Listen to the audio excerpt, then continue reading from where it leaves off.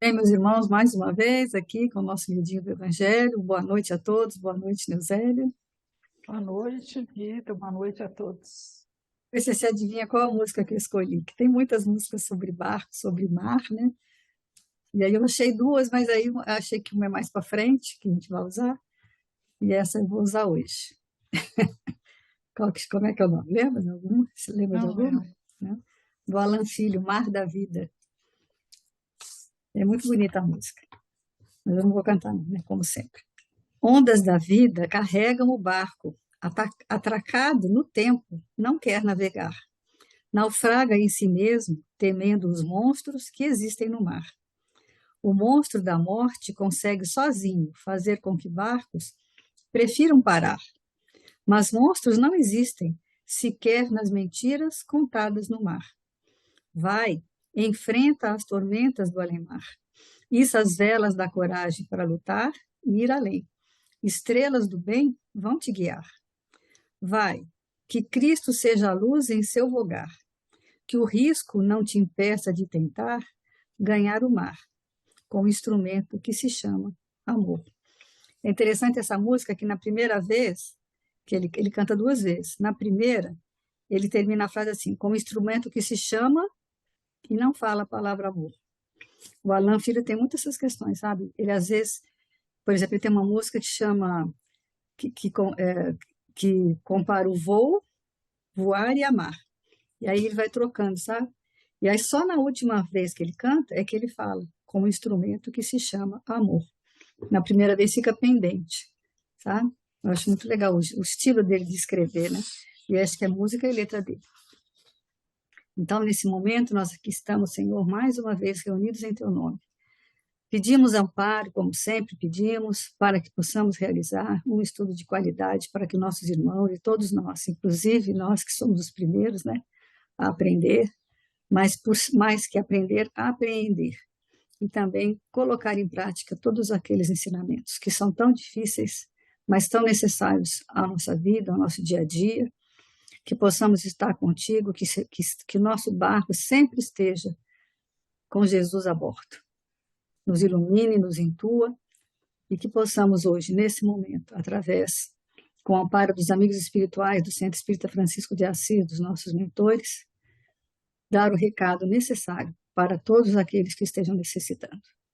Graças a Deus. Bom, então vamos lá. A gente está fazendo um estudo, né? Vamos explicar sempre isso, né? Que é o estudo miudinho, que é o estudo minucioso do Evangelho, apelidado de miudinho, sempre baseado no estudo do Aloysio Elias, né? Que é o miudinho, que ele chama de miudinho de Uberaba, e ele já faz estudo há mais de 10 anos, e nós, porque ele fala 10 anos, porque nós estamos ainda 2 anos atrás, né? Nós estamos usando os episódios que ele gravou em 2021. Então, ele já tem 12 anos que ele estuda. E aí eu fiquei pensando que nós já estudamos há 3. Vai fazer agora em julho 3 anos de gravação, né? Você já estuda há mais tempo que vocês estudavam antes no centro, antes, né? Você não sei em que episódio que vocês começaram, mas nós começamos no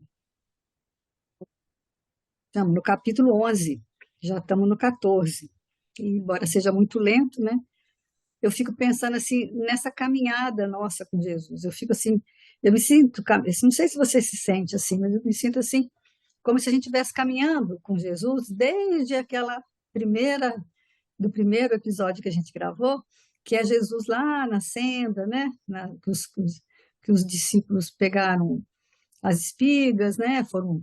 Já começaram a ser perseguidos pelos fariseus porque estavam comendo, porque era sábado. Veio aquela explicação do sábado, veio depois eles vão para o templo, onde Jesus faz a cura do cego, vai, né? Quer dizer, agora ele já está. E aí, nas últimas semanas, nós estudamos a multiplicação de pães e peixes.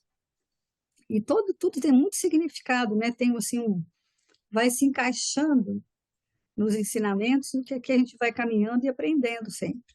Então, acho que é isso que é mais interessante. E hoje nós vamos entrar numa passagem nova, que é Jesus caminhando sobre as águas, que também é muito conhecida, todo mundo. O Aloysio sempre fala que o ideal é que a gente no início, né? Embora ele estude versículo a versículo, e cada versículo ele pegue uma palavrinha ou uma expressão, que a gente, quando começa uma passagem, que a gente leia a passagem toda. Então, fica a dica aí para todo mundo ler, embora muitas pessoas conheçam e saibam mais ou menos o que vai acontecer dentro dela. Então, essa passagem, né, nós terminamos a multiplicação de pães e peixes. A gente sabe que Jesus estava onde? Ele tinha atravessado o lago de Genezaré na intenção de ficar sozinho, só que não conseguiu, porque a turba seguiu, ele foi de barco, mas a, a, a turba, né, foi pelas laterais, né, e aí ele fez as curas, fez a multiplicação de pães e peixes, e agora o que ele vai fazer? Ele vai dizer para os discípulos irem embora, voltarem para outra margem, de barco, né, num barquinho que eles têm, que é uma jangadinha, que ele vai depois. Então, o versículo diz o seguinte, é o versículo 22 do capítulo 14. Logo em seguida, compeliu os discípulos a entrar no barco e ir adiante dele, para o outro lado, até que despedisse as turbas. Quer dizer, pelo que a gente pode entender, ainda tinha algumas pessoas ali, aquele fim de festa, né, aquele fim de reunião, ainda tinha algumas pessoas e Jesus fala para eles irem embora, que depois ele vai os alcançar. Então, a gente viu que o lugar era um lugar ermo antes, na passagem anterior, porque Jesus tinha tentado ir lá por causa de João Batista, né, que tinha sido decapitado. E aí agora, a gente, é o que ele fala, né, o lago tem, que o Azul Luiz fala que tem 15 quilômetros, não é um assim, vai ali, né, são 15 quilômetros, que para ir até a outra margem. E Jesus vai ficar para trás. Quer dizer, a gente fica pensando, né, como é que Jesus vai voltar? Né? Porque se eles estão levando o barco. E é uma viagem longa, mas mesmo assim, os discípulos obedeceram, porque eles sempre obedeciam Jesus, porque eles sabiam que alguma coisa ia acontecer. E como eles eram pescadores experientes, eles sabiam, né, que ia vir uma tempestade. Né? O pescador conhece o clima, conhece o tempo, e ele sabe. Me dá uma falta de ar aqui, peraí, deixa eu beber uma água. E eles sabem, né, que essa viagem, atravessar o rio, né, de uma ponta até a outra em linha reta, é mais difícil, porque ali tem, se tiver uma tempestade, vai ter ondas grandes, o barquinho deles é pequeno. É diferente do que ele vai explicar de fazer a navegação de cabotagem, que é, né, quando o barco vai, em vez de em linha reta, ele vai contornando, né, a margem, né? É igual ele dá um exemplo, igual uma criança que não sabe nadar, em vez de ela atravessar, o que ela faz? Ela vai pela beiradinha da piscina, segurando na beirada, né? Então, a navegação de cabotagem é a mesma coisa. Eu ia preferir essa. E é o que eles faziam, né? Os portugueses faziam essa navegação de cabotagem para contornar, né? O Cabo do Bojador, o Cabo da Boa Esperança, sempre seguindo pela costa da África. E aí foi o que aconteceu, né? Como é que o Colombo descobriu a América? Por acaso, né? Porque na realidade ele teve uma ousadia de fazer diferente, né? De seguir adiante, mas com a ideia de que ia chegar à Índia, né? Ele queria chegar à Índia por um caminho mais reto, mas acabou achando a América no meio do caminho, né? Isso a gente sabe, né? Então, a gente sabe, né, que vai ter uma tempestade, que as águas vão se agitar, por quê? Porque vai ter um vento marítimo do Mediterrâneo que vai se encontrar com o vento do deserto, e isso vai, né? Imagina um vento encontrando com outro, o que não provoca dentro das águas? E aí o barco vai balançar, né? E o barco vai estar ali no meio. Mas o que o Heloísio vai destacar hoje não é a questão em si da tempestade, porque isso vai vir nos versículos próximos, até por isso que eu escolhi a, a, a música. Ele fala assim, que nós vamos subir, né? Vai trabalhar com a palavra barco. E aí ele fala que quando a gente encarna ou desencarna, tudo isso, do berço ao túmulo, do túmulo ao berço, é o quê? É uma viagem, né? É como se estivesse entrando num barco. Eu achei interessante dizer que pode ser um barco furado, pode ser um barco menor, pode ser um barco maior, né? O primeiro barco que a gente entra, qual que é o barco? Da família, Família, né? né?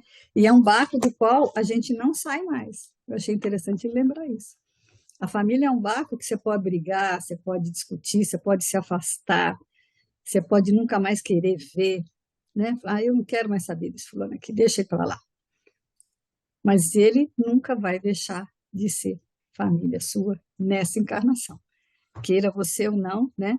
E aí, se Isso você não... aí é muito interessante da gente pensar, né? Porque às vezes você fala assim, não, vou separar, quero levar Vou minha ficar livre vida, né? dele, Vou ficar livre, mas não adianta, tá ali. tá ali. E tem, né? Porque é o seu É núcleo bonito isso, né? familiar, né? É o seu núcleo familiar.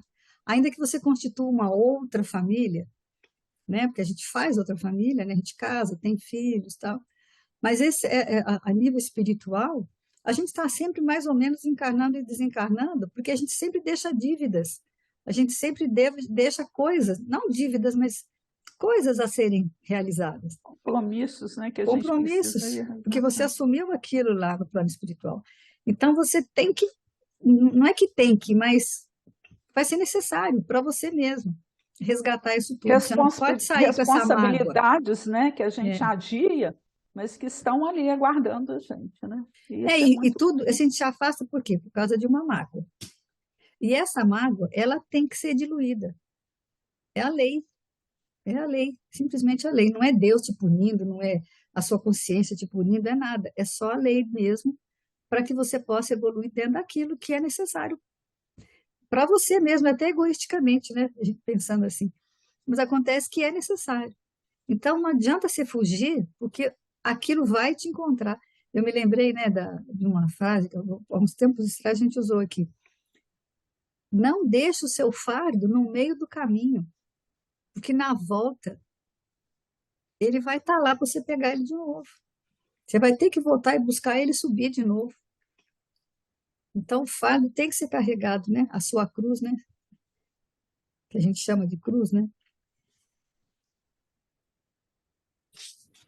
Aí ele fala que tem outras barcas menores, né? Porque tem a família, que é um barco maior, que esse você nunca deixa, mas tem aquelas menores, quando você, por exemplo, entra num serviço, né? Aquele período que você ficou contratado, aquela demissão, a aposentadoria, tudo é uma jornada, né? Então, aquele ambiente, convivendo com essas pessoas, é como se fosse uma jornada. O casamento, né? Uma embarcação. Aí eu fiquei pensando que a gente sempre acaba lembrando do asilo, né? Não tem jeito de lembrar do abrigo. Que ali também, né? Muitas pessoas, eu acho assim, que quem não está ali dentro não percebe isso. Acha que o idoso está lá sofrendo, ou que está abandonado, ou que está apartado da sociedade. Mas quem está lá dentro convivendo sabe que é para muitas pessoas, foi a melhor jornada da vida dela em termos espirituais. Que a pessoa às vezes chega lá carregada, tão cheia de problemas, tão cheia de questões para trás, e ali parece que ela entra e o passado dela não entra ali. Ele não cabe ali. Ela passa a viver uma outra vida ali. Ali não é um lugar de sofrimento, é um lugar de ressignificação da vida. Eu percebo isso muito claramente hoje. Então, por exemplo, até num idoso que está com a cabecinha ruim, ontem, por exemplo, eu vi uma cena tão linda, mas tão linda, que eu queria ter gravado, mas foi assim espontâneo, né? Então não deu nem tempo. E a gente estava lá enrolado com outras questões. Mas uma idosa que anda e geme o tempo todo. Ontem, quando a funcionária estava perto dela, ela riu. Desde que ela está lá, eu não vi ela rir ainda com a gente, já vi? Quando o filho vem, né? Porque ela está muito debilitada, assim, mentalmente, né? Já está com Alzheimer bem avançado, e a médica até já falou que não tem jeito, ela vai realmente gemer.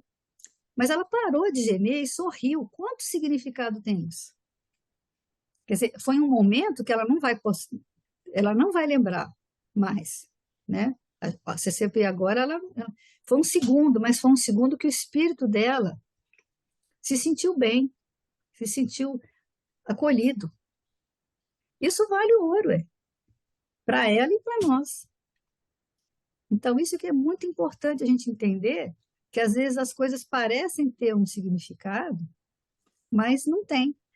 Materialmente você vê de um jeito, mas se você tiver esse olho espiritual, esse olho de entender o sentimento, o que é que está acontecendo, né? É a frase da raposa lá pro Pequeno Príncipe.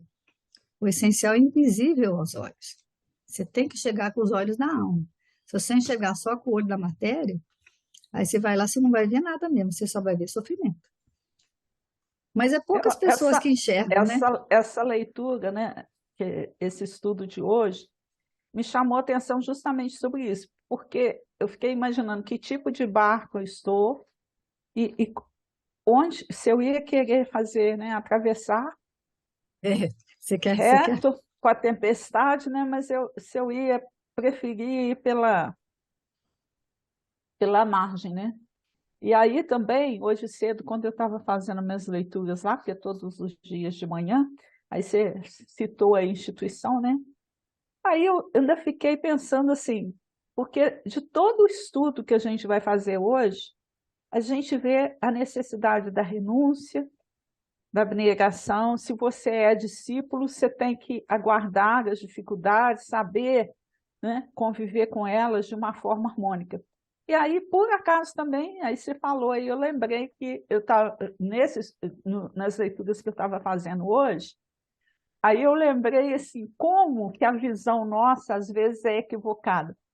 Porque as pessoas olham para lá, igual ontem que a gente recebeu uma visita lá, que ela falou, nossa, coitados.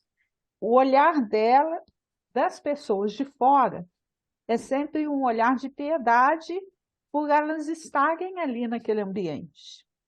E aí eu pensei hoje cedo no meu estudo, dentro das minhas reflexões, que talvez espiritualmente todos eles estejam melhor do que a gente.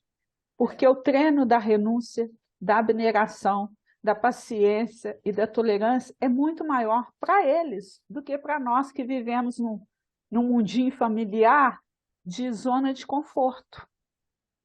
Exatamente. Lá, os desafios espirituais são muito maiores, porque são mais pessoas, mais convivências, o quarto compartilhado, você fazer uma refeição no horário que todo mundo faz. Então, isso aí são desafios espirituais, né? É uma Grandes. disciplina, né? Uma É disciplina uma disciplina que muitos grande deles e não que tinham, né? eles não tinham. E outra coisa, né? A gente vê que eles encaram com tranquilidade. E aí eu fico me perguntando assim, porque a gente brinca, né, Rita? Nós estamos trabalhando, eu vou para uma instituição, mas será que quando eu for, eu vou estar pronta para esse desprendimento todo que eles já têm? Então é muito bonito, né?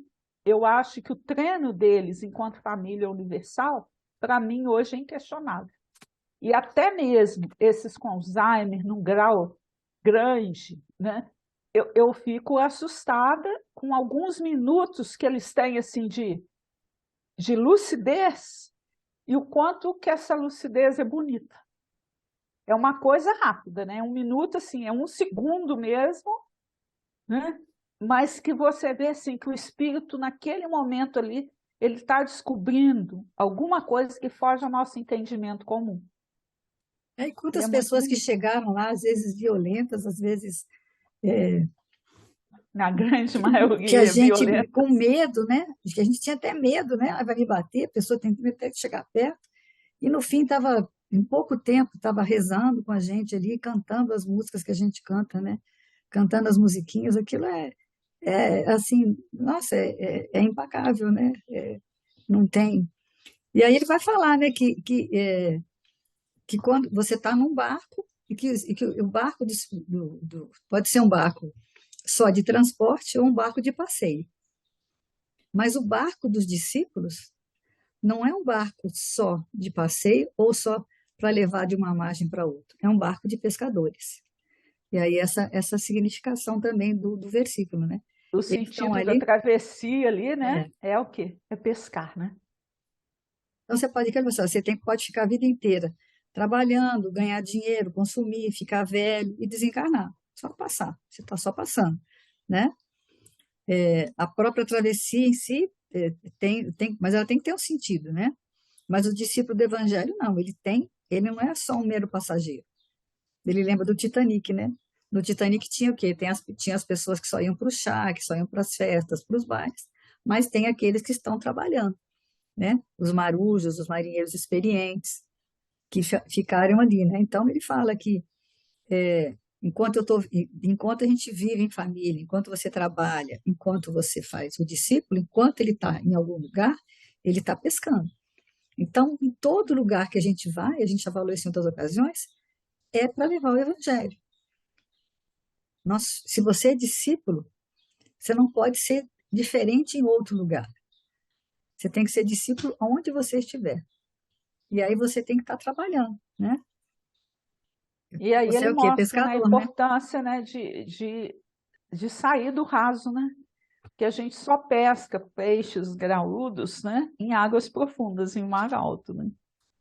E a gente, às vezes, quer só ficar na margem, só por causa dos lambarizinhos, né?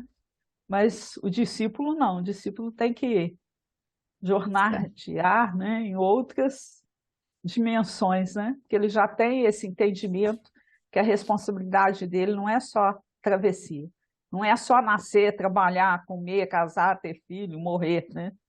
É algo mais. Jesus espera isso da E aí você gente. lembra da passagem anterior. Qual que é o nosso compromisso? Distribuir o pão e ser o peixe, né? Dentro da que a gente aprendeu. A gente tem que já ter conquistado alguma coisa para ser o peixe, né? Para ser o testemunho vivo do Evangelho e distribuir a palavra, que é o pão. Mas não só a palavra, a palavra mesmo no sentido mais amplo, né? De caridade geral, e não de caridade só material, né? E aí ele vai para o livro Tocando o Barco, né? Que eu vou ler, porque você falou que você não conseguiu, né? Tocando o Barco é um texto do Emmanuel, está no livro O Tocando o preâmbulo, Barco, né? e é o prefácio que ele vai ler. Ó, ninguém nega que todos nós, os espíritos em evolução vinculados à Terra, estamos na condição de viajores, no imenso rio da vida, na pauta da expressão popular, tocando o barco. Existem muitas essas expressões, né? Vamos tocar o barco, vamos levar, deixar a vida me levar. Isso tudo são expressões que a gente usa, né? Eu até tinha lembrado uma expressão mineira, mas agora esqueci. E aí vai falar assim, ó, há quem siga em navios confortáveis, em iates de renome, em transportes a motor, em grandes canoas mantidas a remo, em pirogas ou em jangadas simples. A existência, significando viagem, seguirá atendendo à circunstância da vida de cada viajor, motivo pelo qual todos os companheiros trocam impressões entre si nas pequenas paradas de refazimento que se fazem indispensáveis. Todos, porém, atravessam os mesmos riscos, varam os mesmos perigos, contemplam as belezas das mesmas regiões, que conhecem o rigor das ventanias e tempestades, quando se mostram desencadeadas por forças dos climas ou do tempo que influenciam determinadas fases da viagem. Quer dizer, não importa se você está com uma vida confortável ou não, a tempestade vai passar para todo mundo. Ele dá muito exemplo da pandemia, né? E a gente é o que eu vejo que a gente às vezes não percebe. Se vem uma tempestade, se vem uma dificuldade, você tem que fazer o quê com ela? Só sofrer? Só reclamar? Só achar que está difícil? Não, Aprender com você tem elas, que né? aprender a ressignificar a sua vida. E você vê que pessoas assim mais conscientes, elas têm essa questão. Depois que elas passam por algum problema muito sério, elas mudam, porque é um processo que tem que mudar, porque as prioridades delas têm que mudar. Qual que é a sua prioridade hoje? Qual que é o seu objetivo hoje? Porque acho que você tem uma missão. Todo mundo tem alguma missão. Ninguém veio aqui a passeio. Então, se você tem alguma dificuldade, é a hora é Deus te chamando, ó, né? Tem uma música que fala bem isso, que Se veio alguma coisa, é Deus trabalhando o amor em você. Depois vou lembrar ela. E Aqui, uma coisa que tem que ficar clara, né? Que a gente não vai ficar no mesmo barco sempre, né?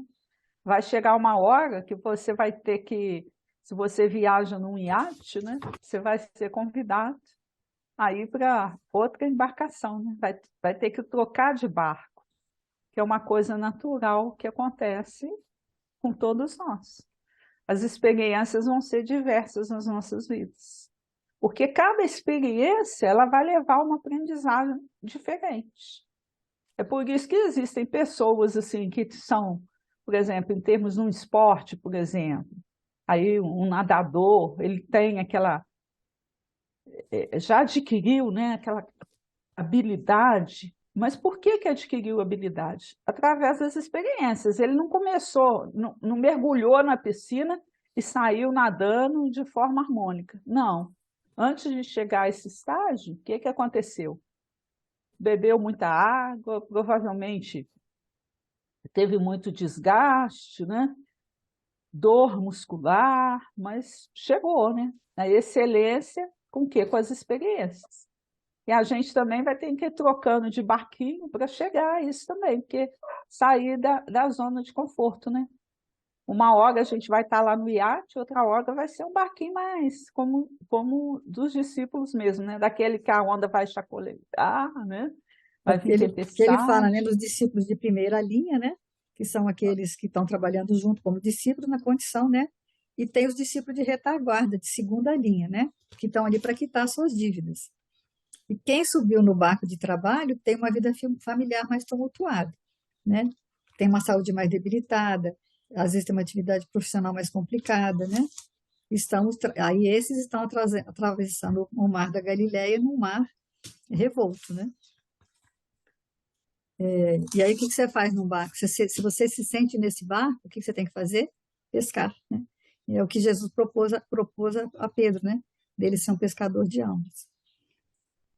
Ele sugere para a gente o livro nosso, capítulo 21, Mar Alto, onde existe o comentário desse versículo. Ó. E quando acabou de falar, disse Simão: faze-te ao mar alto e lançai as redes para pescar. Esse versículo nos leva, a meditar nos companheiros de luta que se sentem abandonados na experiência humana. Inquietante sensação de soledade lhes corta o coração. Choram de saudade, de dor, renovando as amarguras próprias. Acreditam que o destino lhes reservou a taça da infinita amargura. Rememoram compungidos os dias da infância, da juventude e das esperanças crestadas nos conflitos do mundo. Essa leitura é linda, gente. No íntimo, experimentam a cada instante o vago tropel das reminiscências que lhes dilatam as impressões do vazio. Entretanto, essas horas amargas pertencem a todas as criaturas mortais. Quer dizer, todas essas dificuldades, né, vão surgir para todos nós, né?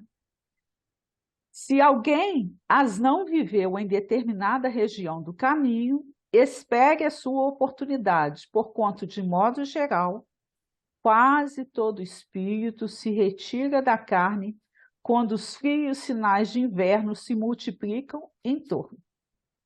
Em surgindo, pois, a tua época de dificuldade, convence-te de que chegaram para a tua alma os dias de serviço em mar alto. O tempo de procurar os valores justos, sem o incentivo de certas ilusões da experiência material. Se te encontras sozinho, se te sentes ao abandono, lembra de que, além do túmulo, há companheiros que te assistem e esperam carinhosamente. O pai nunca deixa os filhos desamparados. Assim, se te vês presentemente sem laços domésticos, sem amigos certos na paisagem transitória do planeta, é que Jesus te enviou a pleno mar da experiência, a fim de provares tuas conquistas em supremas Tem umas lições. lições. Então é isso, né? O momento vai chegar para todos nós, né? E é muito interessante que quando o Aloysio grava esse episódio, né? Ele está no final do ano, né? E aí ele fala, o que que a gente está pedindo, né? Então, o discípulo de Jesus tem que pedir aqui, ó, manda aí Trabalho. o que o Senhor quiser, né? Aí eu fiquei pensando assim, eu não estou nessa fase de pedir. É aquela coisa, seja feita a vossa vontade, é uma dificuldade muito Senhor, que queres que minha, eu faça, né? né? De entender assim, ó, estou pronta para enfrentar qualquer situação, né? Porque essas situações surgem para todo mundo. Eu fiquei pensando que todos os feriados, principalmente os religiosos, eles têm um significado, eles têm uma motivação, mas como a gente está muito ligado na matéria, acaba só criando momentos para você comer mais, para você fazer abusos na alimentação, para você comprar presentes, para você cometer excesso de todo tipo, né? E é o que ele fala, viver uma fábula, viver um dia. Ele fala, né, da ceia de Natal. O que é a ceia de Natal? Uma coisa absolutamente fora da realidade. Você não come aquilo todos os dias. É Aí eu, ilusão. né? A gente teve agora recentemente o Dia das Mães. Aí as pessoas naquele dia homenageiam as mães e passa carro na rua, a mamãe, não sei o quê, os filhos vêm na casa. É bonito, é gostoso, é um momento de confraternização que é importante. Mas, poxa, sabe? Não pode ser um dia, não tem que ter um dia para fazer isso, né? Porque você tem que lembrar da pessoa o ano inteiro, que ela te atendeu o ano inteiro, né? E assim também, agora, eu acho que quando a gente postar vai ter Corpus Christi, né? E vai cair numa quinta-feira, e para o católico, o Corpus Christi tinha que ter um significado forte, né? É o corpo de Cristo. Corpus Christi significa o corpo de Cristo. O que que significa o corpo de Cristo para um seguidor do Cristo? Qual que é o significado? Mas não, as pessoas estão pensando o quê? Que é quinta-feira, vai enfocar a sexta, aí sábado não trabalha, domingo são 5 dias, olha só, para ficar à toa, para atravessar, né? Para ir pela costa e não atravessar, e não pescar. Então a gente tem que pensar muito, porque todo feriado é dia dos pais, é dia das mães, é dia, tudo tem um dia, né?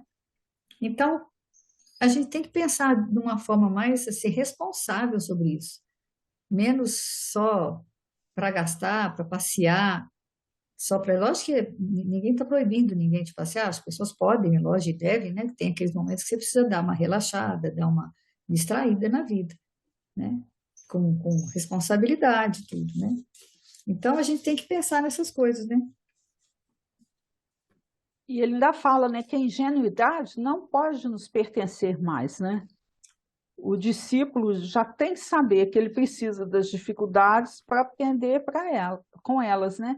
E se o Senhor mandou determinadas situações para a gente, né? A gente não vai fugir ao testemunho. A gente tem que buscar cada vez mais essa compreensão e esse entendimento, né? De que chegou a nossa hora do testemunho. E se o Senhor mandou a gente subir no barco, vai fundo, né? Que se aguenta, né? É interessante a gente pensar assim, que a gente aguenta, porque o amparo divino nunca falta e ele não, e Deus não dá para a gente aquilo que a gente não consegue, né, Rita, carregar. Isso é uma coisa muito importante, a gente pensar isso. Se veio para você, é porque existe essa possibilidade, né? No meu caso, né, que a gente tem que trazer um pouco para o particular, né, da gente, eu me lembrei, né, que eu vim de São Paulo, né, vim de uma metrópole enorme, tinha tudo. Quando eu cheguei aqui, meu Deus do céu, para você ter uma ideia, choveu, mas choveu religiosamente, dia e noite, quase 10 dias. E a casa para onde eu morei, na frente, agora não, gente, já está calçado e tudo, mas era barro. Era barro ou pó. Barro ou pó. Imagine uma pessoa que veio de São Paulo, que eu me lembro que eu usava aqueles tamanquinhos, tinha uns tamanquinhos na época, que eu não sei como é que aquilo não matava meu pé, né? Eu usava salto alto, que eu trabalhava, tal, tinha uma vida completamente, quer dizer, sabe? E aí o que ele fala, né? Deus te tira né? Eu achei interessante ele falar isso, não sei se é mais adiante isso, mas eu vou falar de uma vez. Quando Jesus curava, nunca pensei nisso, né? Quando Jesus cura, ele está te dando uma vida boa? Não, ele está te tirando do fogo, jogando na brasa. Porque a sua responsabilidade aumenta. Quando Deus te tira de um lugar e te põe em outro, é porque ele está te dando mais responsabilidade, mais compromisso. Quer dizer, se eu tivesse ficado lá em São Paulo, como seria a minha vida? Não sei. Talvez uma vida mais materialista, talvez uma vida, não sei, é difícil até de saber. Pode ser até que eu buscasse, sempre busquei alguma questão de espiritualidade. Mas eu vim para cá e, né, conheci a doutrina espírita, foi apresentada a doutrina, acabei ficando, fui estudando. Hoje, graças a Deus, a gente tem esse estudo, né, que ajuda muito a gente, outros estudos que eu participo. Então, tudo isso a gente veio trabalho na instituição, quer dizer, tudo isso é uma coisa que é fácil? Não, não é fácil, né? A gente sabe quantos desafios a gente enfrenta, né? Agora, recentemente, quantas, principalmente financeiros, né, as questões que a gente precisa resolver, tem coisas práticas que precisam ser feitas, e a gente tem que dar um jeito. Mas se a gente não levar o evangelho para essas questões e não tiver fé que aquilo tudo vai se resolver, a gente fica doido. Então, tudo isso faz parte dessa maturidade. Que eu vejo, por exemplo, ele vai falar em um momento que quando alguém te oferece a facilidade, você fica com o pé atrás. Ah, vamos dizer que você tem um trabalho lá que é difícil, aí ele te oferece um trabalho para você trabalhar pouco e ganhar muito. Aí ele fala, ó, isso é as trevas, né? É alguém que está te oferecendo facilidade, porque não existe facilidade para o discípulo do Evangelho, não existe facilidade. Então a gente tem que pensar muito nisso. É, buscar mais, não buscar a dificuldade, o sofrimento, não, né? Mas buscar o que é útil, né? O que você precisa fazer, né? É o que ele, Senhor, o que queres que eu faça, né? O que mais? Essa leitura, né, do caminho, verdade e vida é tudo que você acabou de falar ali, né? É indispensável desconfiar de todas as promessas de facilidades de todo mundo. Em toda parte existem discípulos descuidados, né, que aceitam o logro de aventureiros inconscientes. É que ainda não aprenderam a lição viva do trabalho próprio a que foram chamados para desenvolver atividade particular. Então a gente não pode se descuidar, tem que ter muita vigilância, porque a dificuldade vem, né? Olha, não creias em salvadores que não demonstrem ações que confirmem a salvação de si mesmos. Deves saber que fostes criados para a gloriosa ascensão, mas que só é fácil descer. Subir exige trabalho, paciência, perseverança, condições necessárias para o encontro do amor e da sabedoria. Se alguém te fala em valor das facilidades, não acredites. É possível que o aventureiro esteja descendo, mas quando te façam ver perspectivas consoladoras através de suor e do esforço pessoal, aceite os alvitres com alegria. Aquele que compreende o tesouro oculto nos obstáculos e dele se vale para enriquecer a vida, está subindo e é digno de ser seguido. Eu gostei dessa expressão quando o benfeitor fala, né? Tesouro oculto dos obstáculos. Dentro de cada dificuldade, gente, existe um ensinamento grandioso para a gente. Às vezes você tem que tropeçar, né? Tropeçar para ir adiante, né? Tropeçar para ir adiante. E às vezes a gente acha assim, você quer uma vida só de facilidade. Quem te oferece facilidade... Ele fala na questão por exemplo, de uma aventura amorosa, né? Fora do matrimônio, porque aí às vezes o casamento está lá, né?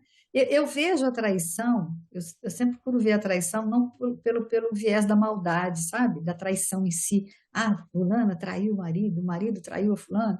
Antigamente era uma coisa mais masculina, né? Hoje em dia já tem uma coisa, não sei, às vezes até por conta dessa questão das mulheres acharem que tinham que ter liberdade, aquela coisa toda, já ficou uma coisa mais, eu não vou dizer comum, mas já tem mais casos de mulheres traindo homens do que antigamente era mais homens traindo mulheres, né? Muito tempo atrás. Eu vejo a traição mais como uma imaturidade, uma inconsequência, uma infantilidade, tanto do homem quanto da mulher.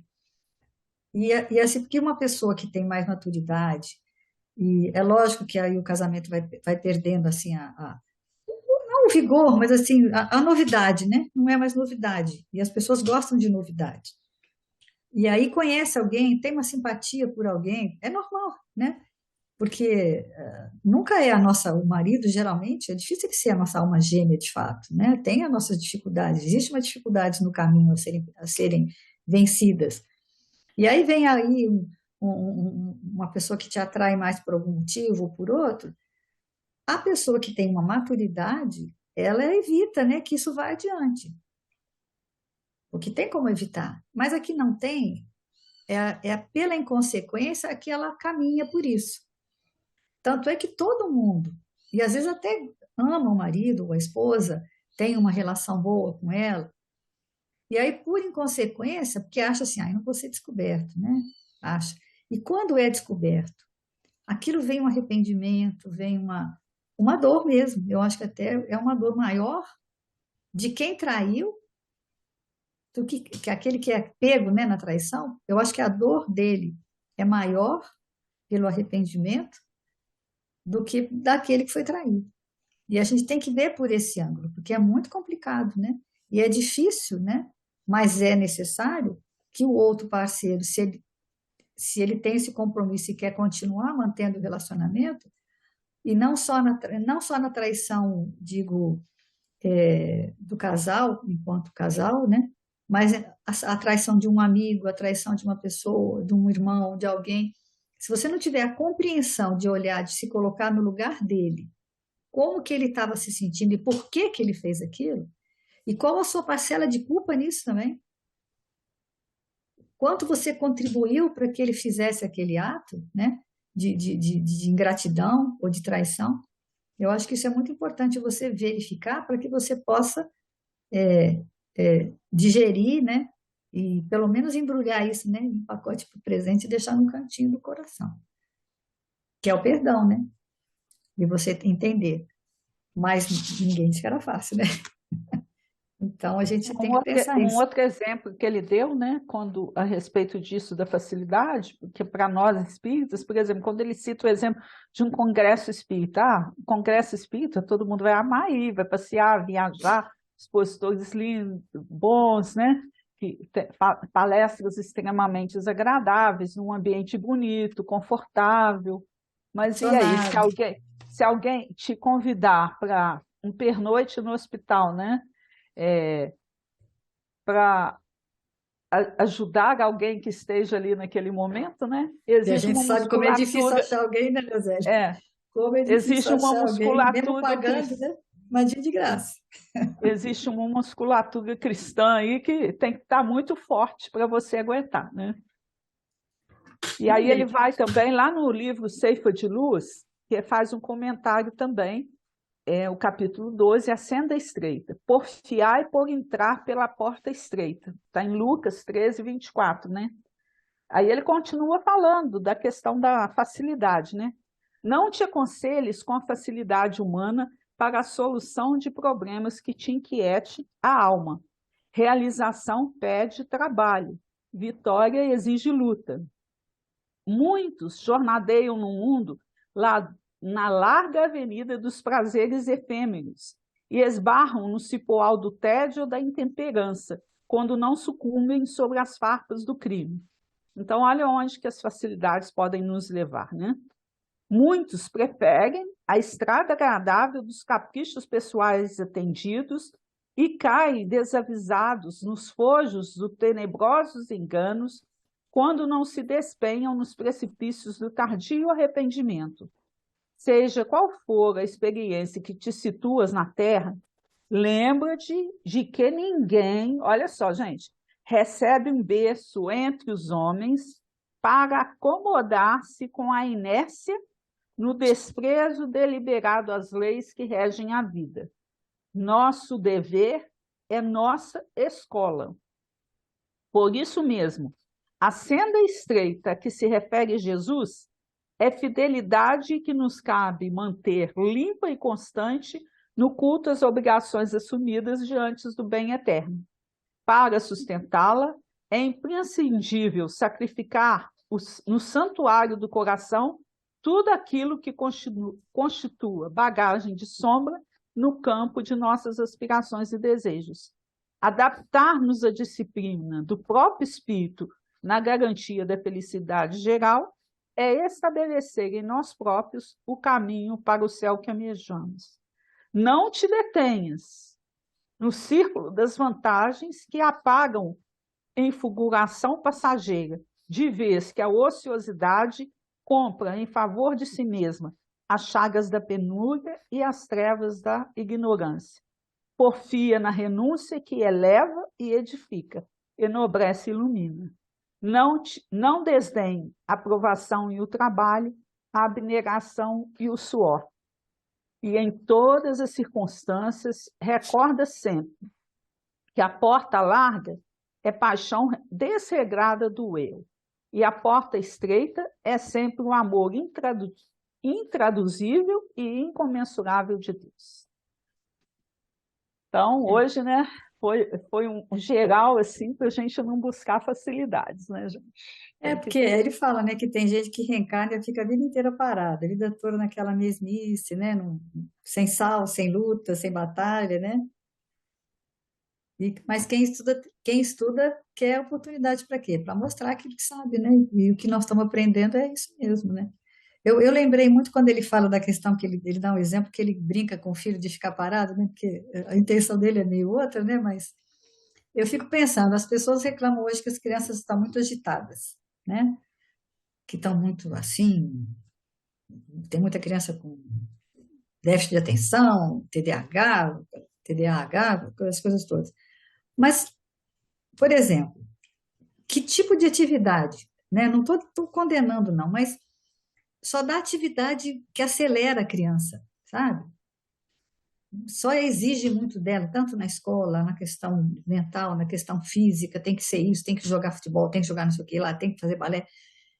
E assim, por exemplo, você ensinar, a criança aprende a meditar com facilidade, ela aprende a fazer um yoga, sabe? A fazer uma atividade mais lúdica. Para quê? Para que ela possa já aprender e ir acalmando o seu coração. Porque hoje em dia é muita informação, esses Instagrams, as redes sociais só te exigem cada vez mais de você fazer alguma coisa na área material. Raros, né? 10 passos para ter sucesso, 10 passos para não sei o quê. Mas raramente tem algum que te puxe para buscar um aquietamento, né? Do espírito, da mente, para ter serenidade para dar. Que você precisa, se você estiver num mar alto, mas se estiver desesperado, você vai ficar louco, né? Por que Jesus fala para eles? Ele vai acalmar a tempestade, sim, mas você tem que estar pronto para a tempestade. É o que ele fala. O que você vai rezar? Você vai pedir o quê? Né? A prece certa é: Mestre, me dê serenidade, equilíbrio e bom ânimo para lidar com aquele meu parente doente, para me lidar com serenidade e equilíbrio, otimismo para lidar com desemprego, né? Ele dá um exemplo também que eu acho interessante de um filho que te fala assim, se eu pagar alguma coisa, uma coisa que é comum que eu vejo, por exemplo, as pessoas pagarem para passar no exame de motorista, porque diz que é difícil passar, entendeu?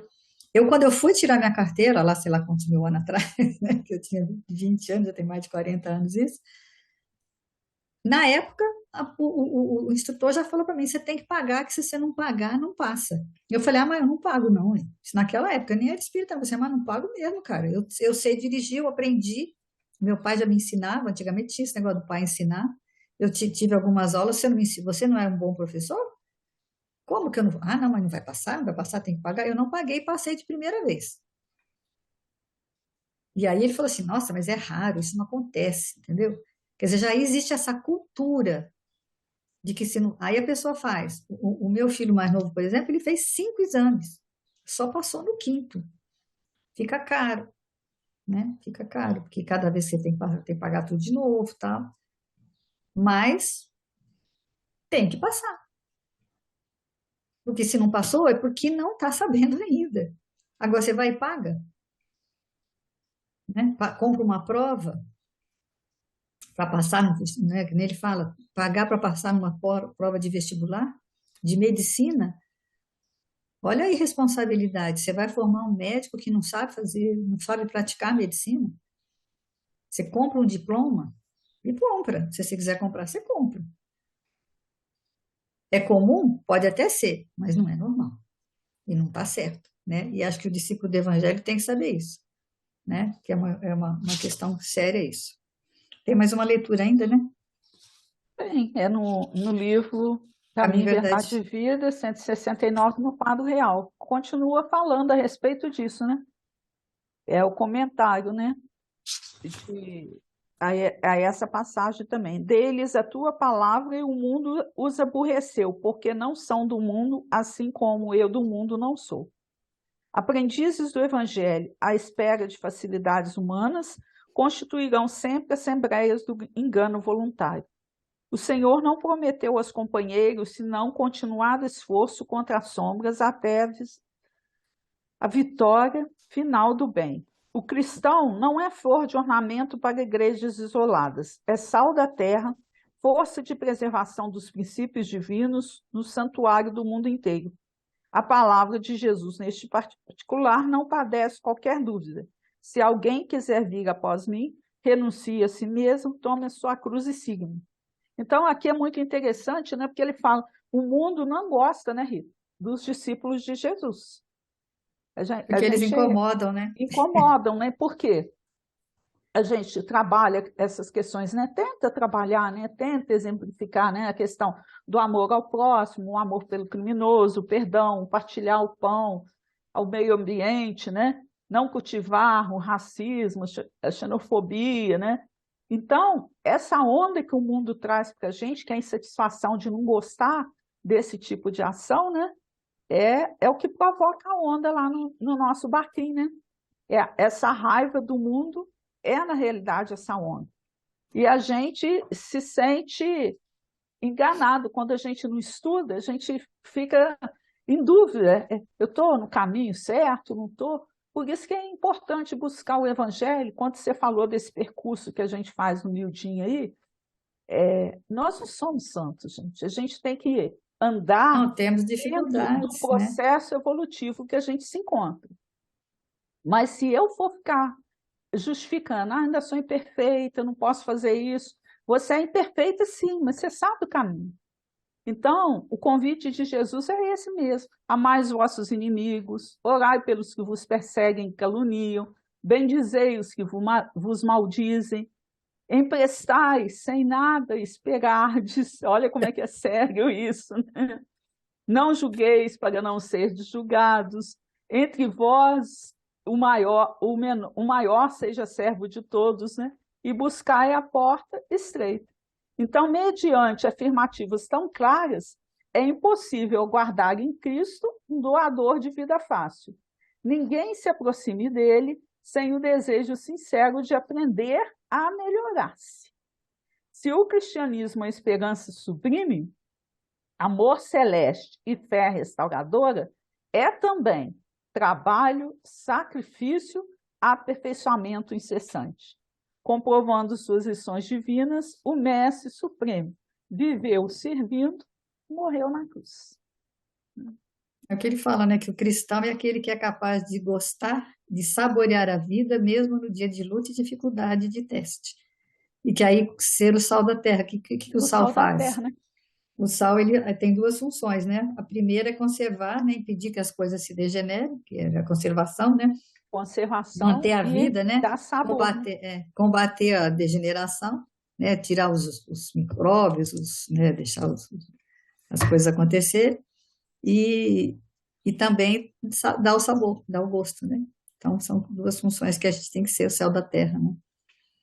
Então quando Jesus falou para eles subirem no barco, eles como pescadores experientes sabiam, né? Que ia acontecer. Ninguém embarcou enganado. Ninguém falou Nós assim, não, também, entra aqui, que vai ser tudo maravilhoso, vai ser bom, nós vamos passear, vamos virar. Não, eles sabiam, né? Tem tempestade, tem coisa para vir por aí que está nos próximos episódios aí. Essa é, passagem é maravilhosa mesmo. Mas é de vida, né, Lúcia? Vamos eu encerrar aqui. escolhi lá uma poesia do meu amigo Braga, chama Bilhetes. Se tens o leve agasalho do santo calor da crença, exemplifica o trabalho, sem cuidar da recompensa.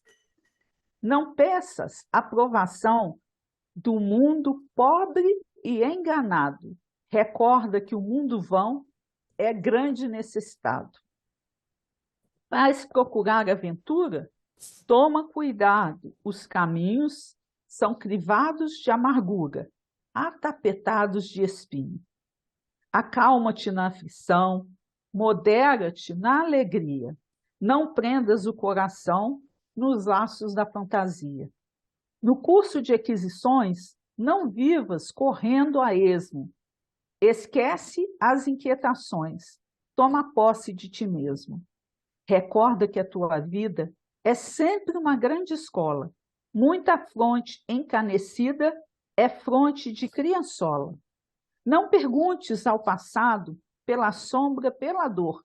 O caminho é ilimitado, eterna a fonte de amor.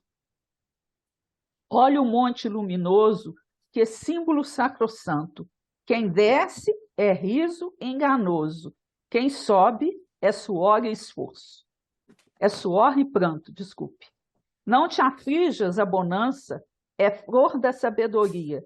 Não te esqueças de que a esperança é bênção de cada dia. No impulso que te conduz, age sempre com bondade. Todo esforço com Jesus é vida na eternidade.